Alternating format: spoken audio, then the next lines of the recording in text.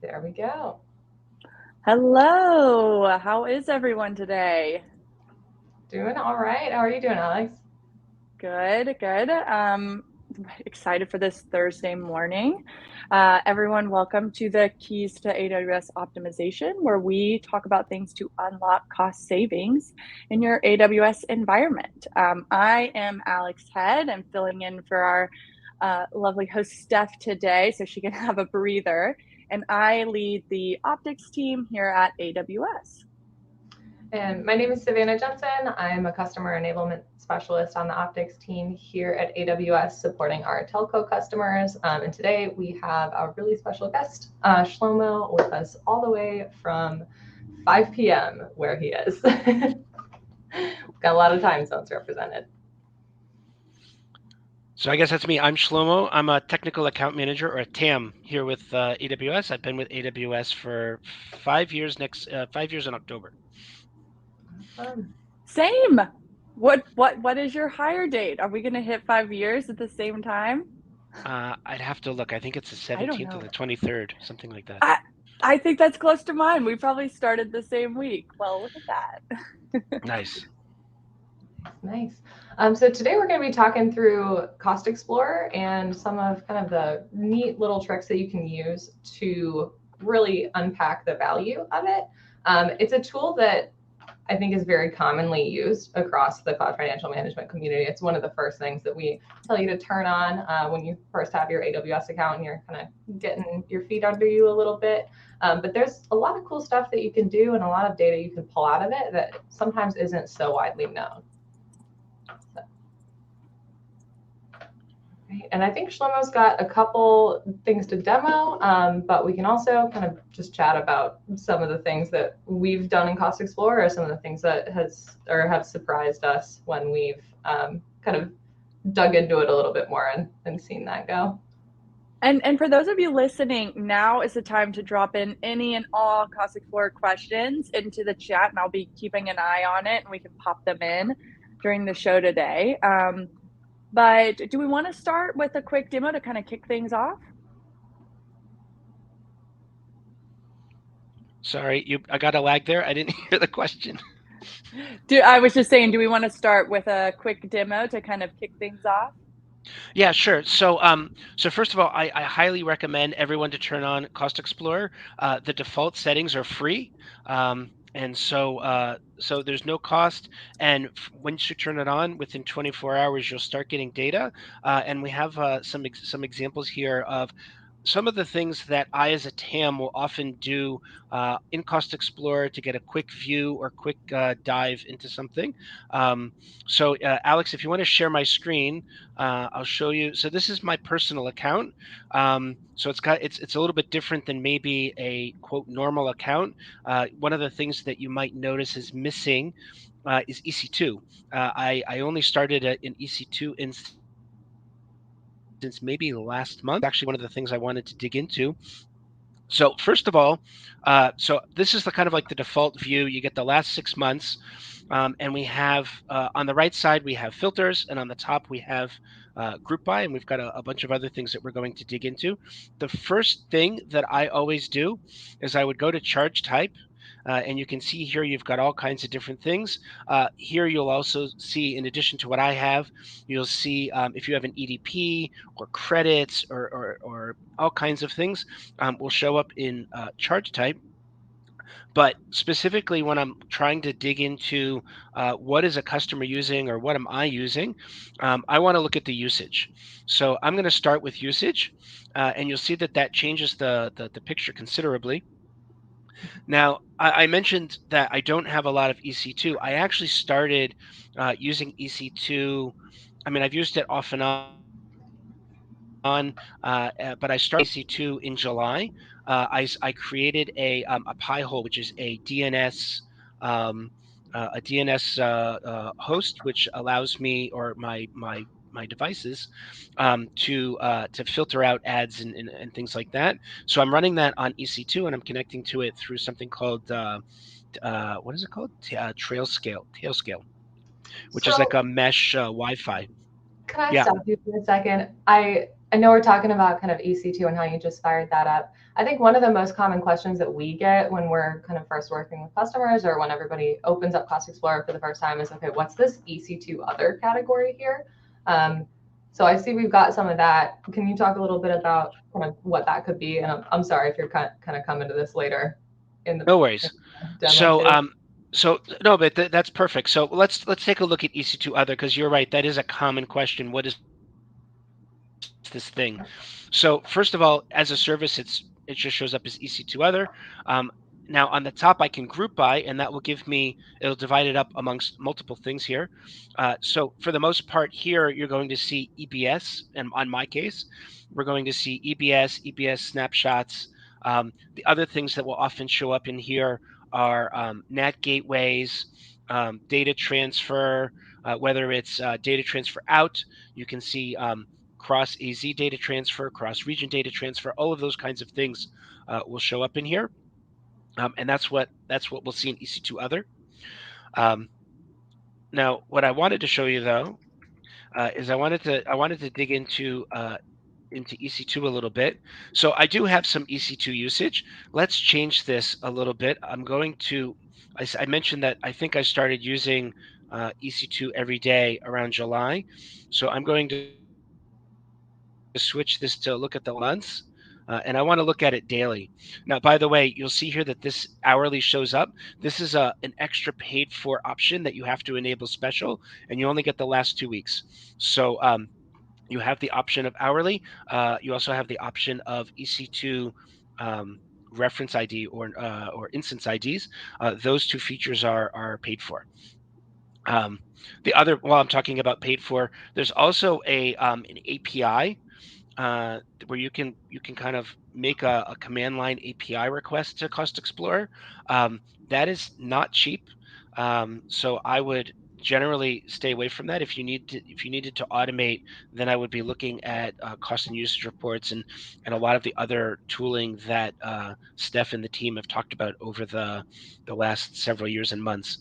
So we see here that that we have some EC2 usage, but I know that I bought so I'm going to use savings plan covered usage, and that is going to expand.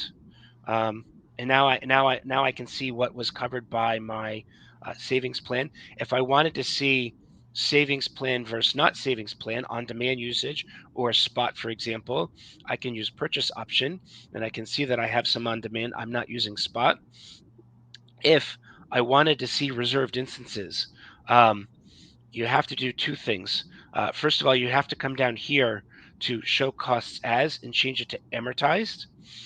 And under charge type, there will be a reserved instance usage or something like that, something similar to what we have for savings plan, and then those will show up. Now, so I have my savings plan, and we saw a little bit that I have a couple different instances that I'm using. I'm using a T3A Nano, a T3 Nano, a T3 Micro, and some of them are popping up here and there. That's because they turn themselves on every morning, they update themselves, and then they turn themselves off. But what I really want to know is I want to know, let's say I want to know how many of these things do I have. So there's kind of a hidden feature that I don't know that everyone knows about. If you go to usage type and you change this usage type so that all of the um, the items that are being displayed have the same metric. And what do I mean by that? If I look for box, we see that all three of these have hours, right? So we're all using the same metric. It happens to be that one of them is in Dublin and two of them are in Ohio. US EC2 is Ohio. EU without a designator, it refers to Ireland or Dublin. Now, if I apply this, then we'll see that I get this other here, which is the usage hours. Now, this is interesting because here I can see that the purple generally is running 24 hours a day, where these other colors, the green and the reddish, are kind of popping in here and there. One other thing And one thing I on wanted this to show you view, is, yeah, go ahead. One thing on this view really quick, I know a lot of times when I'm on here, I'm talking about unit costs and KPIs, but this is a great view to just get a quick glance at if your unit cost is like increasing or decreasing in different areas. Like I usually look at, all EC2 under a certain size, right? Like I take the big ones out and look at the cost and the usage by hours and see, where's those ratios? Is it dipping? How am I doing like in efficiency? Another way to pull this out too is that usage type group filter. If you just type in running, you'll see all the services or kind of all the options that you have running hours for. And depending on how much usage you've got going on, it's sometimes a little bit easier to remember than trying to remember the usage types themselves and thinking, okay, is this box usage? Is this something else? But yeah, as long as all the units are the same, you'll get the two graphs. Right, exactly, and it actually can get a little complicated using having everything in the same graph. I saw this when I was preparing for today. One of the other things I wanted to see or at least show you is that you can have usage without a cost, which I think is interesting. So you can actually get. So in my case, I'm running a bunch of lambdas. Now, when I go to a usage type and I look for my Lambda, I'm looking for Lambda gigabyte. You can see here that some of them are in seconds and some of them are in Lambda gigabyte seconds.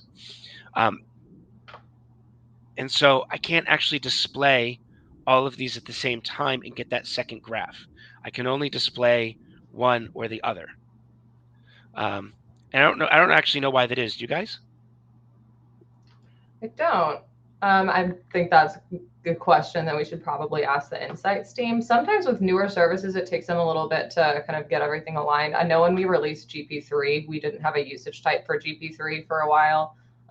So we can poke on some people internally and see if we can get an answer there.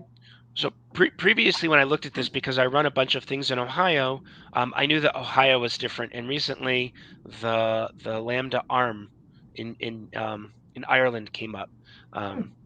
So That's I just think it's interesting. interesting that some are this way and some are that way. So here, I am go going to ahead. pop in real quick. We've got a question from Rob. So, is there a way to set all the filter settings and groups by parameters, then save those settings as a report link I can send to others where we can all look at our scope of usage with the same settings?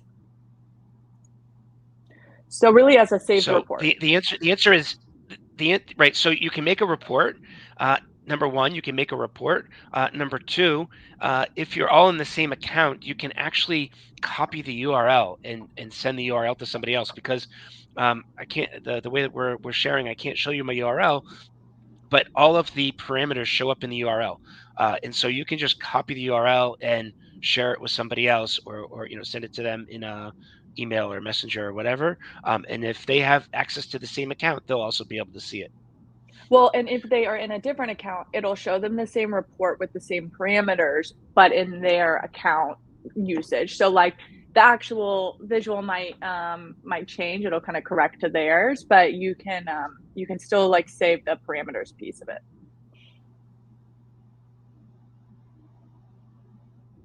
That's true, right? Because I was thinking that the account ID is in there, but in general, it wouldn't be unless you're actually filtering on that specifically. Mm-hmm. We got one more question before we jump back. All right. Is it possible to set up cost categories at member accounts level? Currently, it's shown that it is only available for payer accounts. I think that does have to be configured through the payer at the moment. So too. What I've seen people do is you can kind of mock it up with tagging at a linked account level and then work with your admin in the payer account to get the cost categories built out there. That's also something that we can take back to the billing tooling team and see if that's something that they're planning to do or if they know that it's a popular ask. All right, we can keep going. Okay, cool. All right. So So as I mentioned, I'm staying within the free tier for my Lambdas. I actually have a budget that warns me if I start getting too close to the edge of the free tier. And so first of all, you can see that I have usage by day down at the bottom, but I've got no cost because I'm in the free tier. Now, there's a few different things that we could do to see exactly what's going on. So first of all, I can see what regions I'm running in based on the names at the bottom. The other thing that I can do that might be interesting is I happen to be tagging most of if not all of my lambdas, so I can click on the tag lambda. Um, Now most of them, because I'm running a bunch of different things, most of them will show up as other, but you can come down here and we have the data down here, and I can see that my usage is this, and then I can see. By the way, if you're used to using this data at the bottom, you'll see now that we have the second graph, we also have a second set of data with the usage amounts, and so that will show up in the CSV if I download it. So here I can go through and I can go down and I can look specifically and find here the name of the lambda that is using most of the usage. It happens to be an S3 access log placement fix. So this is something that I scheduled, and it runs, and it does a bunch of S3 stuff. I don't remember how often it runs. So the other, and of course, if you're using other tags, then you can see those tags as well. Here it's mostly object management, but I've got backup and cost optimization, and a couple other things. Email. I saw this is a further way. Too. You saw a Cur tag in here? And not in this view, but in your other one, you had a Cur management tag in there. I think because it was putting stuff in a. I had to have something in a specific bucket. It had to be in a bucket in a specific region, and I wanted it to be in the other region, and so I'm copying between regions. Gotcha. Okay. Yeah. Or this. That's the one. Right. So I think this is the automated. This is the one that you get kind of automatically that kicks off the glue to reread the cost and usage reports. But it used to be every time by default, it's whenever an object lands in the bucket, it kicks it off. And I think I changed it to be just once a day, just to keep costs. I'm gonna drop one more question in here. How does Cost Explorer integrate / work if we are using a distributor, mainly like a third party that you're working through? So Ingram is kind of a consulting partner that you would work through, if I'm remembering it correctly. And I believe, and Savannah probably knows this better than I do, but it really depends on how that third party is giving you access. And I wouldn't say that Cost Explorer is probably out of the box in those scenarios. Yeah, Cost Explorer is something that you do access through the AWS console. There are some configurations that folks can make the payer account to kind of expose or hide certain things, depending on how they want their end users to be able to look at it. So it can vary, which, like a lot of things, in terms of kind of the tooling and the access piece, it can definitely vary a lot depending on the situation. But I do think it's really, really important. Like, I think when we work with customers that do work that way, we always say the first thing to ask is like, how do I get that visibility into my cost and usage? And maybe it's not Cost Explorer, maybe they have a different way, but yes, it's nice to like looking at budget and stuff like that, but it's really important to watch kind of the flow of your usage and watch the impact you're having. And I feel like that should be something that's, decided up front. I've been in more than enough conversations of, like a year in of, wait a minute, how do I go and see this and watch the difference being made? Or wait, we have all this stuff turned on that we had no idea. So I do think that's an important viewpoint to think about.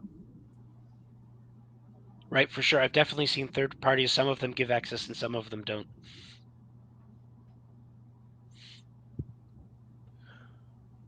All right, so we can keep going. Yeah, one of the other things that I haven't played with here yet, but I wanted to mention is you can actually exclude also things. So so far, all of the things that we've been doing in the filter area has been to include, but you can actually exclude as well. So if I wanted to come down here to charge type, I can change this to exclude, and now I'm excluding certain things and I'm including everything else. So so that's also you know, a way that you can fine tune exactly what you're looking at. One of the other things that so I often get asked by my customers to help them dig into some problem or some question that they're having. Um, so in this particular case, I'm using a lot of S3, and um, there's a couple interesting things here. So first of all, there's usage type, and usage type can be useful, but you end up with these things like request tiers, which don't mean very much to me. I don't know if they mean anything to you. Every time I need to figure out what a request tier is, up until a certain point, I needed to go start like reading the pricing documentation. But then I learned that we have API operations, and that will actually tell me in a second.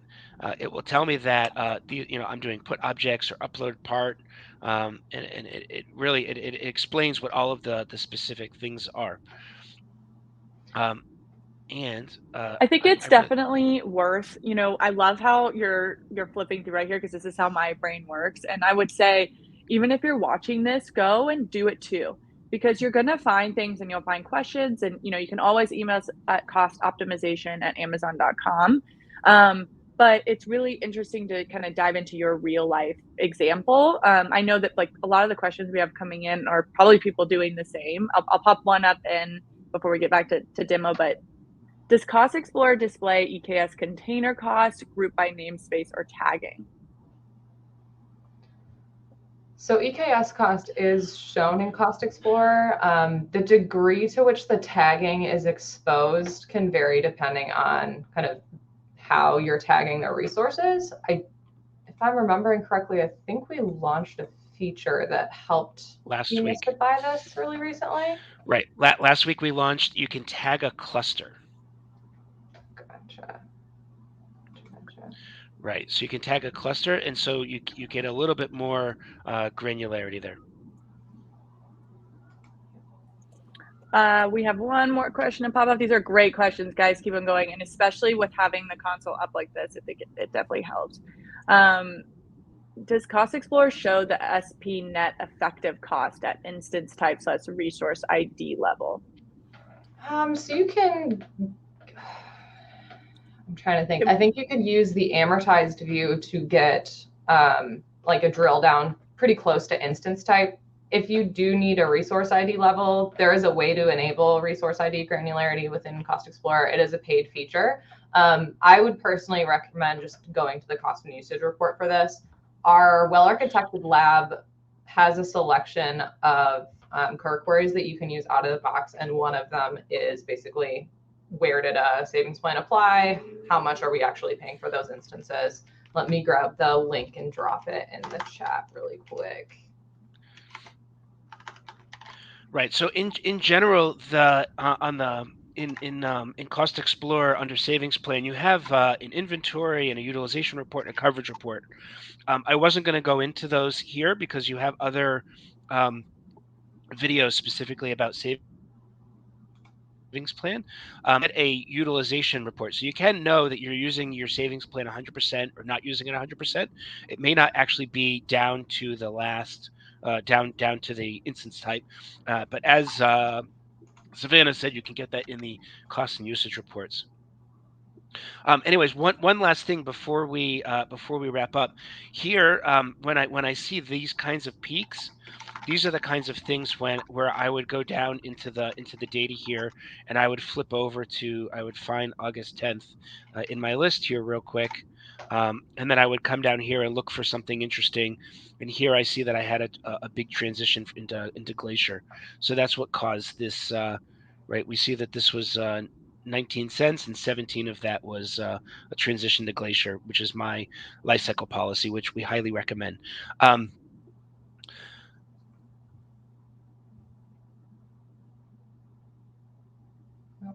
So those were the big things that I wanted to cover.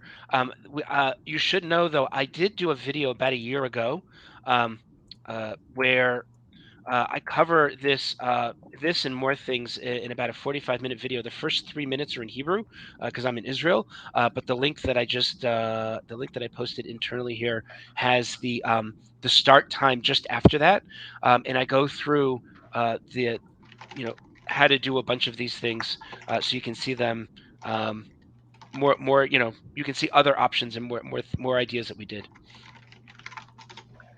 All right, I will post that. Hold on. Oh, thank you for queuing it up. Okay. And Aaron, I see that you have a question. I just responded in about the kudos and CID.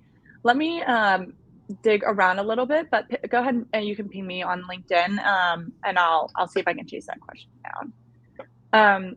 So wrapping up, and this is our last episode of season 4. So first off, thank you everyone who has joined us for most of season 4 for AWS keys to optimization. Oh, I just messed that up. Now Steph's not gonna be able to use that sound bit. I'm gonna redo it, guys. This is live. This is live. Thank you for joining us for season 4 of Keys to AWS Optimization. And to wrap up today's episode, do you guys have any last minute words, or if you're going to go turn Cost Explorer on for the next 20-30 minutes to dig around, where you want to go first? So first of all, you turn it on and you have to come back tomorrow to start digging. So you can't see anything in the first 20 or 30 minutes. I would look for the peaks or things that are flat. And then dig into those and try the different group by options to see if you can figure out what happened there. Yeah. So I think my big two whenever I'm investigating anything in Cost Explorer are, if you see a big spike, group it by charge type first, to see if that's a recurring charge, an RI, something or another, an all upfront payment, because those can definitely be pretty scary when you log in and just see a big spike one day or 1 month. But most of the time it's not a usage increase, it's kind of some other kind of charge that gets lumped that way. And then the other one is, whenever I'm investigating a new service that I'm not super familiar with, I pull up the pricing page and just give it a quick once over so I kind of understand what the charges can be. And then I always try usage type, and I always try API operation, just like we showed today. Depending on what it is, those may or may not be super enlightening, but there is a lot of good information in there. And most of the time, one of them is going to give you something that you can start thinking about or start chasing down. Yep. And I would say, from my standpoint, I mean, if this is your personal account, that's one thing. But if you're doing this to kind of investigate for your team or the organization you work for, I always like going into the tagging and naming and linked accounts first. See if you understand it, right? Because that could be a sign right then and there of some granularity you can add in. I think that it gives you kind of that overview of, what if a finance person came in and took a look at this? Would that make sense? And we do have 2 minutes, so I'm going to pop up one last question here. It's a good one to end on. What is a major difference for Cost and Usage Report and Cost Explorer? So if I need to go in regularly and just kind of get a quick view or dig into something where I don't need all of the fine details in Cost Explorer, there are definitely times when I need to get into RI IDs or savings plan IDs or instance IDs and those kinds of things. And then I would start with the cost and usage reports. Also, I've worked with customers that have complicated. I had a customer that would go and download the CSV and then spend half a day modifying it in order to make it look like the way that they wanted it to look. So that is the kind of thing I would use QuickSight or some other BI tool to modify the cost and usage reports automatically every morning, so that way I don't have to do that by hand.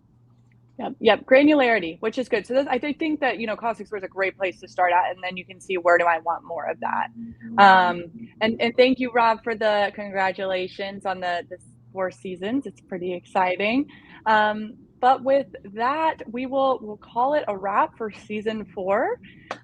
Thank you to all of our guests. This was awesome. I'm gonna save this video for our onboarding because I think this is exactly the first view of Cost Explorer that people need to go through. And again, you can always ask us any questions, follow us on LinkedIn, Twitter, email us costoptimization@amazon.com, and we hope you guys have a great rest of your Thursday.